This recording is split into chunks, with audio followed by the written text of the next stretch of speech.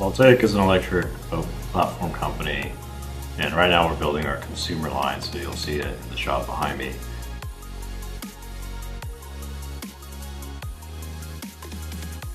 That's a sports model, and then we have a pontoon model we also announced at CES, and stationary storage, charging and solar panels for off-grid charging of our boats. I think what we were looking for and what Kinetyc were looking for really aligned, for final assembly. And I think the teams are really excited to work together, and it's all local within the same facilities. So for us, it just made sense.